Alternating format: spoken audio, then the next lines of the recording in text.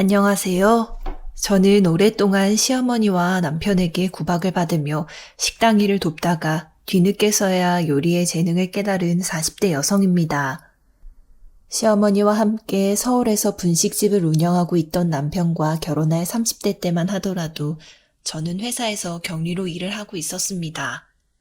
하지만 집안일을 조금 도와주기만 하면 된다는 말로 결혼 초에 직장을 그만두게 한 게 남편과 시어머니였죠. 지금 생각하면 그때 직장일을 관둔 덕분에 분식 가게를 운영하며 요리를 즐길 수 있게 되었지만 당시에는 아이를 낳으면 어차피 직장을 다니는 것은 힘들다고 하도 성화였던지라 마음이 좋진 않았습니다. 더 남편과 시어머니에게 기가 막힌 사실은 분식집을 운영하는 것이 점점 어려워지게 되자 제가 가게 일을 도우라면서 나중에 말을 바꾼 것이었죠. 당시 아들을 낳고 육아의 집안일에 이리저리 정신없이 치이던 상황이었음에도 경제적으로 어렵다면서 사정을 전혀 봐주지 않았습니다. 저는 아이를 등에 업고 육아에 신경을 쓰랴 분식집 일을 도우랴 아주 정신이 없었죠. 그렇게 주방 일을 조금씩 배우다 보니 저 또한 요령이 생겨서 분식집 일을 즐길 수 있게 되었습니다. 결혼한 지 5년쯤 지났을 때에는 나이도 어느 정도 자라서 손이 덜 가게 됐고 분식집에 들어가는 튀김 요리며 떡볶이 등도 능숙하게 만들 수 있게 되었습니다. 날이 가면 갈수록 재미가 붙어서 저는 따로 전문 요리 학원을 다닌다든가 연구를 하기도 하는 등 분식가게 일에 진심을 다했습니다. 시험 삼아 만들어봤던 요리 모두가 성공하지는 않았었지만 김밥튀김이라든가 고추튀김, 고로케, 파전 등 손님들에게 인기를 끌게 되는 메뉴들이 점점 늘어갔습니다.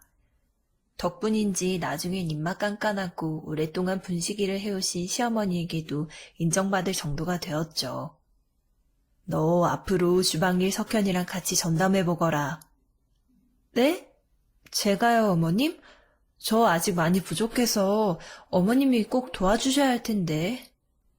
어차피 손님들 대접하고 가게 운영하는 거야 뭐 익숙해지면 될 일이다. 하늘 날아간 석현 애비랑 분식가게 시작할 때만 해도 너 정도로는 못했었다. 어차피 요리 만드는 기본은 잘 되어 있으니 앞으로는 별 문제 없겠구나. 오히려 너보다는 석현이가 더 걱정이지. 그이가 좀 게으른 것 때문에 그러시나요? 애비나 나나 너무 걔를 오냐오냐 키워서 그런다.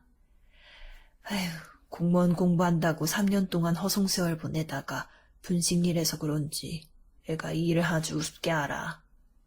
사람들 입만 냉정한 거 생각해서라도 이러면 안 된다고 내가 몇 번을 타일러도 소용이 없었는데 너라도 가게 일을 잘 해낼 수 있을 것 같으니 다행이구나. 사실 시어머니가 저를 구박한 것에는 알고 보니 이유가 있었더군요. 시어머니와 점점 친해지면서 대화를 하다 보니 알게 된 것이지만 남편은 본인이 잔소리를 듣지 않기 위해서 시어머니에게 일부러 제 욕을 계속해왔던 것이었어요. 시어머니는 제가 집안일에 전념하고 성실한 모습을 보여 기특하다고 생각했었는데 남편이 계속 제 욕을 하니 나중에는 동조하게 된 것이었죠. 어머님은 그 부분에 대해서도 자신이 오해를 했던 것 같다면서 사과를 하셨습니다.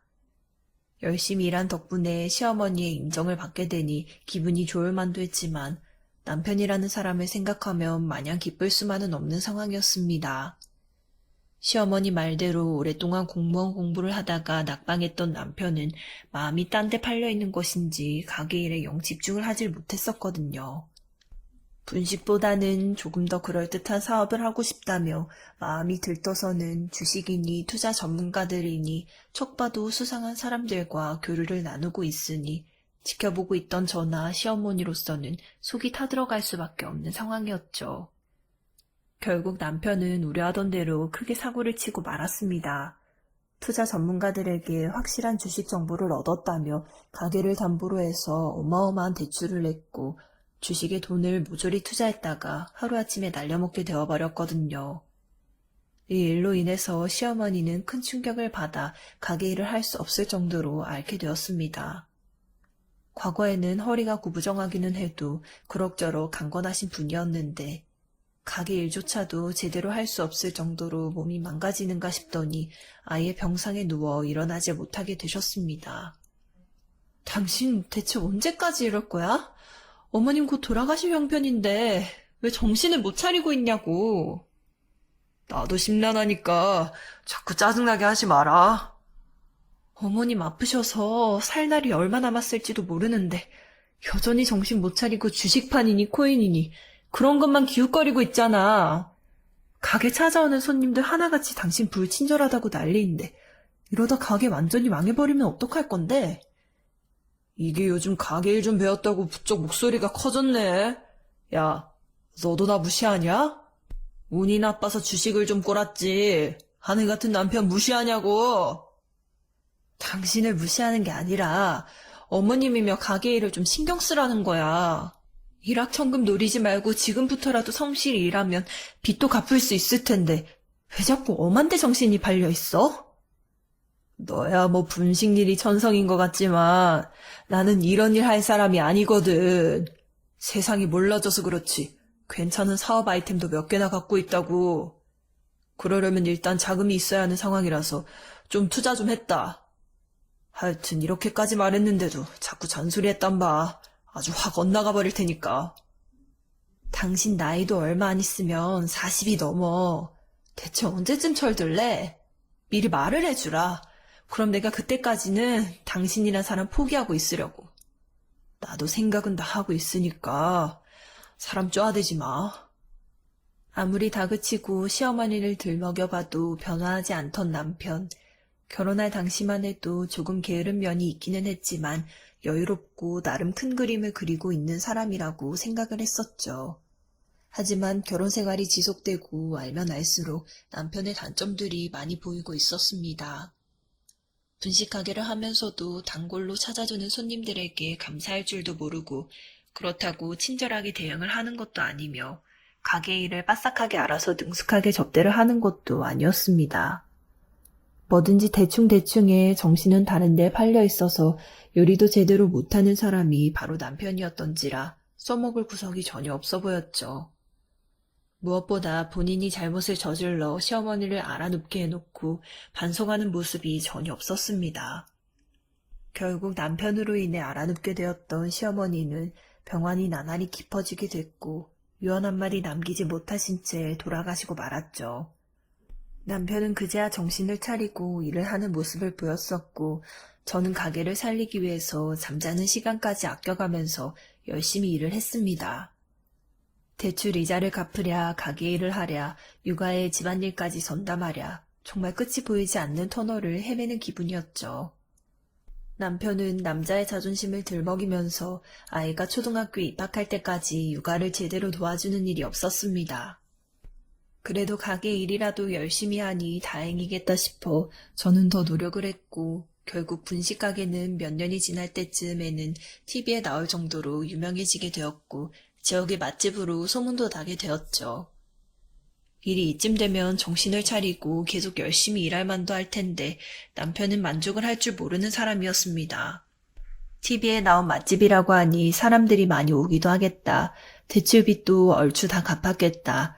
다시 허파에 바람이 들어가기 시작했죠. 하지만 이번에는 조금 다른 형태였습니다. 가게 확장하면 사람들도 더 많이 받을 수 있을 거야. 그러니까 돈 좀 투자해서 가게 좀 크게 해보자. 확장하는 것도 함부로 하면 안 된다고 그랬어. 가게 위치나 인테리어 괜히 바꿨다가 망하는 가게가 한둘이 아니라던데? 기회가 왔을 때 잡아야 할 거 아니야. 너 막말로 평생 동안 분식이라 할 수 있을 것 같아? 지금처럼 고생하다 괜히 병이라도 나서 쉬게 되면은 그때는 모조리 다 망하는 건데 괜찮겠어? 잘 되는 가게 일 열심히 해서 애 대학 갈 때까지만 벌면 되지. 돈을 벌면 뭐 얼마나 벌려고 또 욕심을 내고 그래. 우리 엄마도 고생만 하다가 누리지도 못하고 돌아가신 거 기억 안 나? 나 엄마 돌아가실 때 생각하면 지금도 피눈물이 날 지경이야. 그래도 너가 남편 좀 믿어줘야지. 누가 날 믿어주겠냐? 이번에는 주식 이런 거 아니라 가게 일이니까 좀 믿어주라. 어머님이 나 이 가게 꼭 건사해달라고 했어. 당신이 괜히 헛생각 못하게 꼭 말려달라고도 평소에 얘기하셨고. 나는 그거 유언으로 생각하고 있기 때문에 당신 말릴 수밖에 없는 입장이야. 그리고 가게 확정하면은 당연히 손님들한테 제공할 요리 질도 저하될 수밖에 없는데? 알았어. 그럼 딴 거 더 바라지 않을 테니까 프랜차이즈라도 하게 해주라. 당신이 레시피 알려주면 다른 곳에서 그걸로 영업하고 나는 간간히 관리만 하면 되잖아. 그러다 망하기라도 하면 어떡하려고. 애 생각해서라도 우리 가게 이거 하나는 지켜야지. 그러니까 프랜차이즈 하겠다는 거잖아. 본점에서 관리해주는 조건으로 하되 브랜드 평판 안 떨어지게 관리만 잘하면 돈 놓고 돈 먹는 거라니까 이 사람아. 애 위해서라도 우리가 건강할 때 기회를 잡아야 할 거 아니야. 남편 역시도 무언가를 해보겠다고 나서는 데다가 아이까지 들먹이는 상황이었습니다. 돈에 그다지 욕심이 없었던 저이지만 괜히 말렸다가는 남편이 또 주식이나 코인 쪽으로 엇나갈 것 같은 걱정에 저는 알겠노라 답변을 했죠. 남편이 또 크게 실패를 하지 않을까 우려했었던 것과 달리 프랜차이즈는 순조롭게 잘 차려지고 있었습니다. 본점에서 제가 열심히 일을 하고 레시피를 제공하는 동안 맛집으로 소문난 가게는 프랜차이즈 1호점, 2호점 등 착실하게 가게를 늘려가고 있었어요. 그런데 어느 날 단골 손님 한 명에게서 저는 이상한 연락을 받을 수 있었습니다.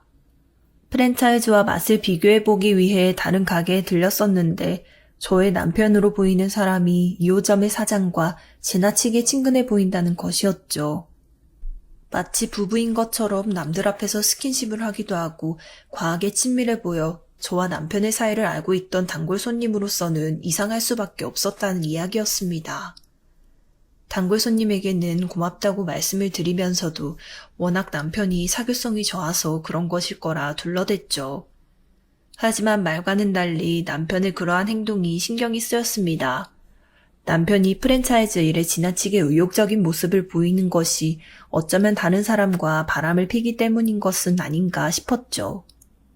흥신소 사람이라도 고용해서 알아봐야 하나 고민을 하고 있던 차였는데 저의 편치 않은 기색을 보던 남편은 뭔가 이상한 낌새를 알아차렸던 모양입니다.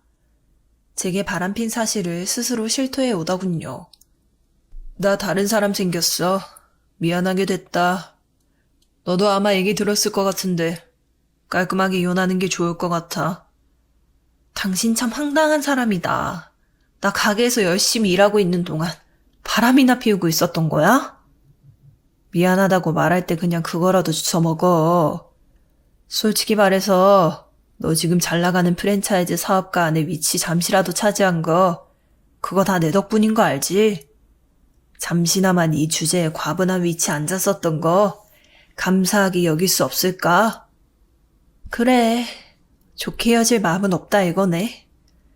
이렇게 불륜 저지른 거 폭로까지 하는 마당에 이딴 식으로 말하는 거 보면 너 원하는 만큼 돈은 줄 수 있겠지만 이 가게며 프랜차이즈 모두 내가 주인인 건 알고 있지? 당신은 권리 없으니까 그냥 주는 돈이나 잘 받아 챙겨. 소송해도 상관은 없지만 가게는 여전히 내 거라는 거 명심하고. 남편은 위자료로 5천만 원을 주겠다고 했지만 저는 그것으로 먹고 떨어지고 싶진 않았습니다. 변호사를 고용해서 상간녀 소송을 진행하는 한편 남편의 불륜과 그가 나태했었던 행적, 가게에 제가 기여했었던 것 등을 모조리 종합해서 소송을 진행했죠. 덕분에 저는 남편에게 가게를 빼앗기기는 했지만 저만의 분식 가게를 따로 차릴 수 있을 만큼 돈을 받을 수 있었습니다.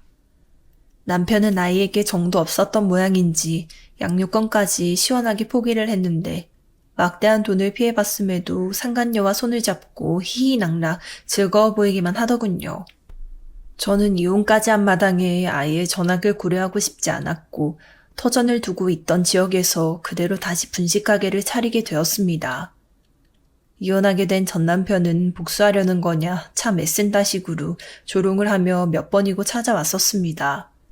그간 분식가게를 운영하며 쌓아왔던 솜씨와 맛, 서비스에 자신이 있었기에 남들이 보기에는 계란으로 바위치기와 같은 모습이라도 변화가 있을 거라 기대하고 있었습니다. 평소보다 더 일을 열심히 하게 3개월쯤 지나게 되자 눈에 보이는 성과가 드러나기 시작하더군요. 정확히는 전 남편의 자멸이 크게 작용한 것이었습니다. 전 남편이 운영하는 프랜차이즈와 제게 빼앗아간 본점은 손님에게 대응하는 것도 아마추어 같은 면들이 점점 드러나기 시작했고, 메뉴의 레시피를 그때그때 통했다 싶은 걸로 본점이며 프랜차이즈며 제각각 바꾸다 보니 통일성도 없어지게 됐습니다. 그 결과 본점의 맛을 기대해 프랜차이즈를 찾아갔거나 그 반대인 손님들에게 실망을 많이 주는 것이었죠. 이런 일들이 반복되면서 그나마 운과 시기가 좋아 성공했었던 남편의 프랜차이즈 관리는 금세 거품이 꺼지기 시작했습니다. 제가 새로 차린 분식집이 날이 갈수록 호평을 받고 있는 것에 반해 남편이 거느린 분식 가게들은 점점 악평이 쌓여가며 적자를 보는 날이 늘어만 갔죠. 그렇게 수개월이 더 흐르게 되자 전 남편은 초췌한 얼굴로 저를 찾아와 매달렸습니다. 아들을 생각해서라도 아빠가 있어야 하지 않겠느냐, 자신과 힘을 합친다면 더 크게 성공할 수 있다 등등 갖은 헛소리를 늘어놓았지만 저는 더 이상 듣지 않았습니다. 시어머니가 물려준 가게를 다 말아먹고 돈에 눈이 멀어 아내며 자식까지 버린 인간의 말을 더 들을 이유가 없었죠. 저는 인간 말종이라고 욕을 하고 쫓아냈었지만 그 뒤로도 전 남편은 몇 번이고 가게를 찾아와 제발 용서를 해달라며 애원을 했습니다. 저는 이렇게 불쑥 찾아온다면 경찰에 신고하겠다고 경고의 말을 했죠. 이러한 일이 있고서야 남편은 찾아오는 대신 연락을 통해 매달리는 날들이 이어지고 있었어요. 급히 돈이 필요하니 돈을 빌려달라고도 했다가 상간녀와는 재혼을 했지만 지금은 이혼의 위기에 놓이기도 했다는 등 별 궁금하지도 않은 소식으로 제 동정을 살해하고 있습니다. 하지만 전 남편이 저지른 죄는 죽을 때까지도 용서하고 싶지 않네요.